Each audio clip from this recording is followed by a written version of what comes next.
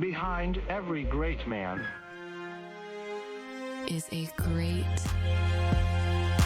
confident, exceptional woman.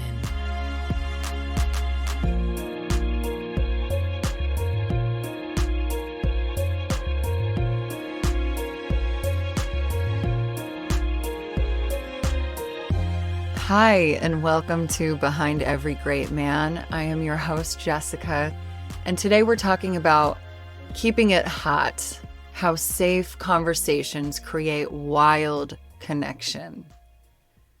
Behind every great man is a great woman who knows her own desires, honors her partners, and keeps curiosity alive.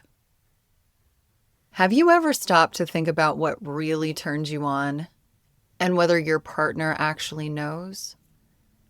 Or flip it, do you know what turns your partner on? I mean, what really turns them on? The truth is, most of us don't.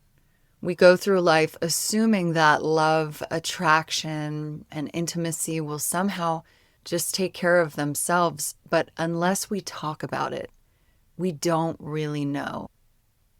Just like we share what foods we love, what kind of music we like, what vacations we dream about, we need to have the same curiosity about our desires and fantasies. I'll give you an example. My husband and I were in London, sitting at this delicious Indian restaurant, super romantic. Well, before that, back up. I was listening to this podcast called Sex with Emily for a few years before that. I just discovered this tool that she has for couples. It encourages communication about our desires, a starting point, if you will. It's called the yes, no, maybe list. I'll link it below. Basically, it's a sexual checklist where you go through a wide range of scenarios, interests, fantasies, and you mark, yes, I would do that. No, I would not do that. Or maybe I would do that. So there we were in the middle of dinner, and I pull out this list.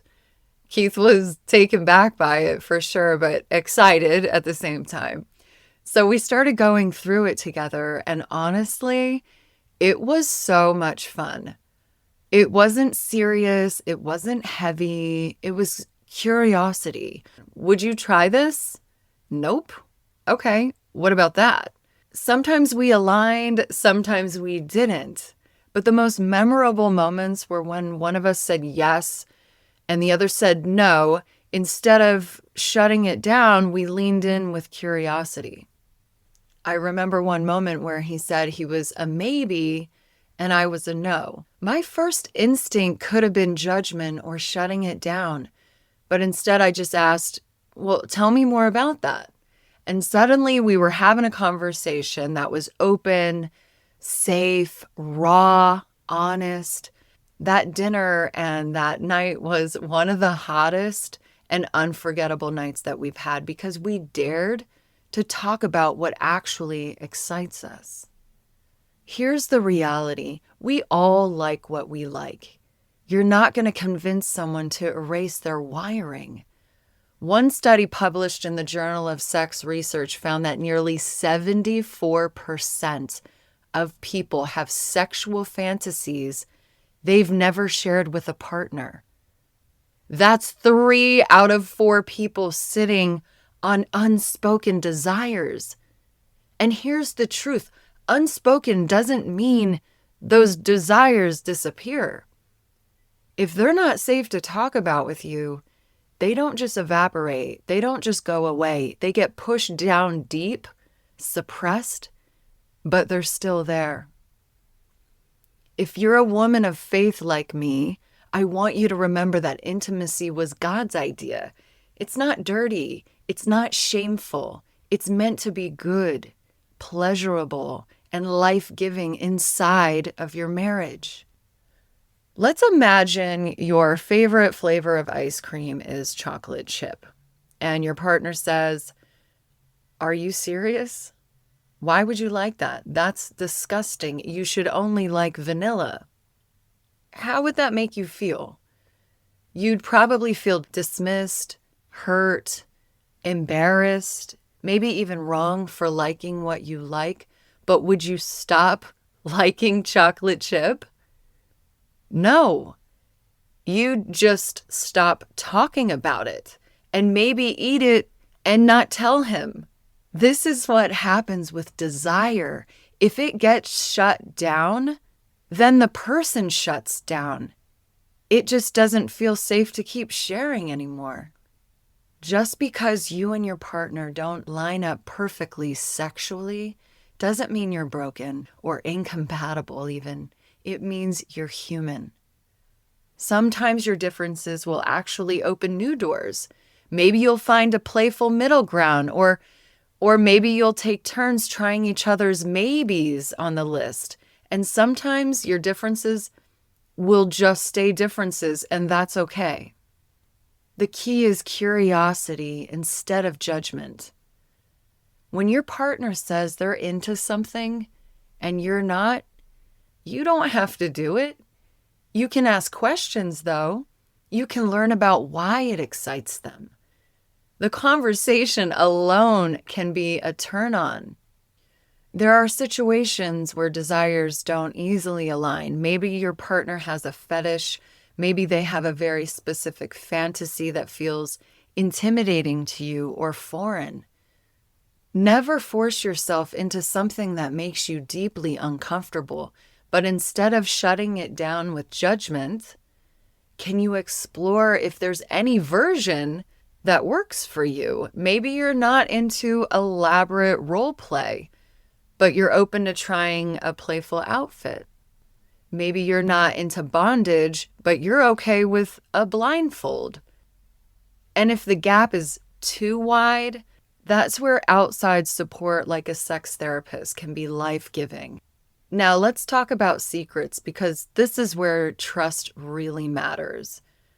Revealing the desires of your heart is one thing, but if your spouse is hiding big things like sexual behaviors that impact the marriage, porn addictions, past actions that should have been disclosed before you got married, those aren't just quirks. That's a breach of trust.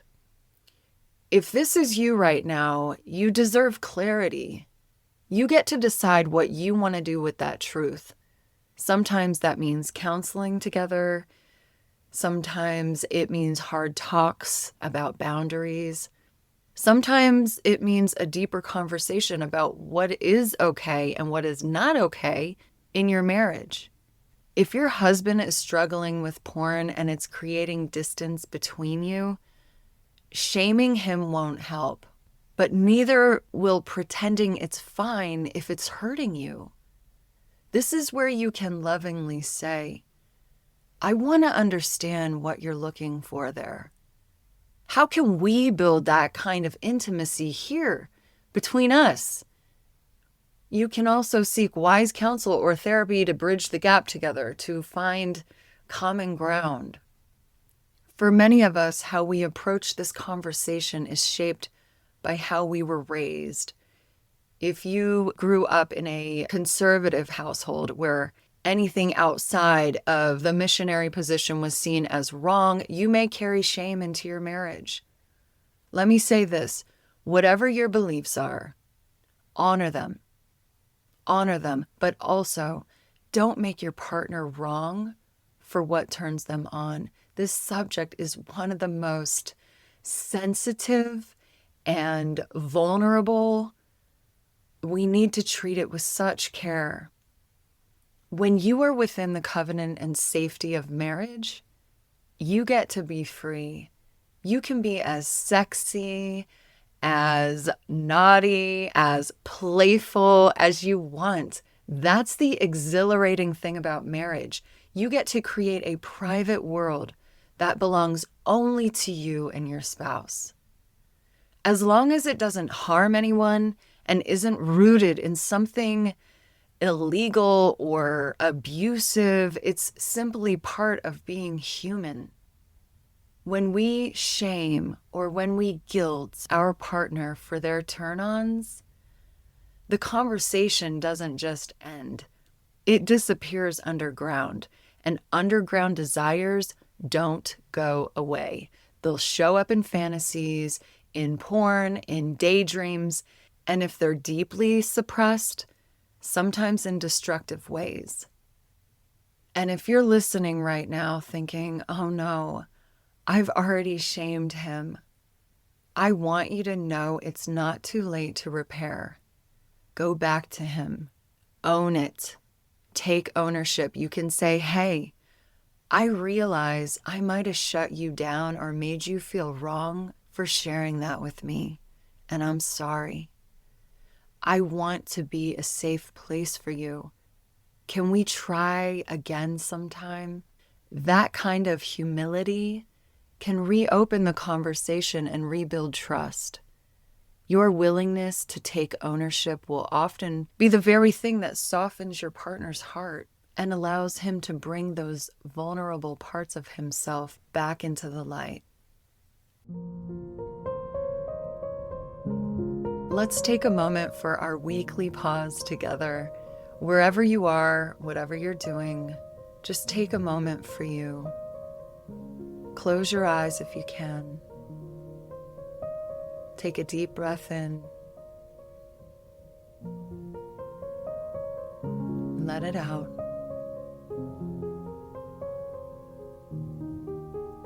Another deep, soothing breath in.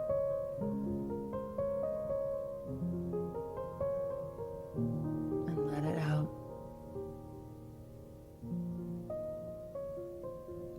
One more deep breath in. And let it go. Place one hand on your heart and one on your belly. I want you to bring to mind something that truly excites you. A desire, a turn on, something you're curious about. Even if you've never spoken it out loud, bring it to mind and just hold it gently in your awareness. No judgment. If nothing comes to mind yet, but even the thought of it is exciting, hold this feeling without judgment. Just openness. Now, think of your partner. Imagine them coming to you and sharing something so vulnerable,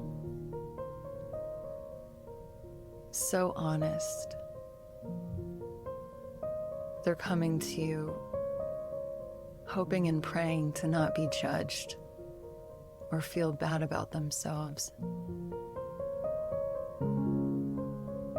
And instead of you having judgment, picture yourself responding with openness, curiosity, safety, and love. This is the practice, not solving it, not fixing it, not forcing anything, not labeling it, just holding both your desires with compassion.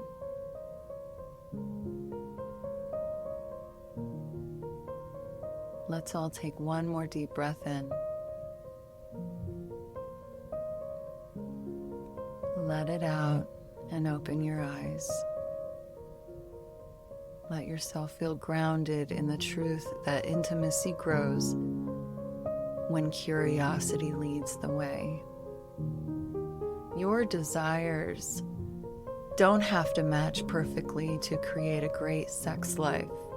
What matters is that you create a safe, non-judgmental space where you can talk, laugh, let it be messy, even unclear, but you explore it all together.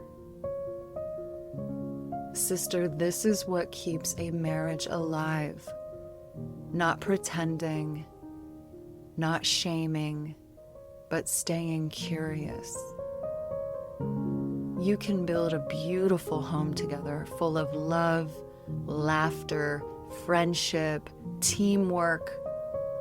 But without a healthy sexual connection, it's like living in a house with no electricity. Everything may look fine from the outside, but the light, the vibrancy that makes it feel alive are missing. Intimacy is the current that keeps your marriage glowing.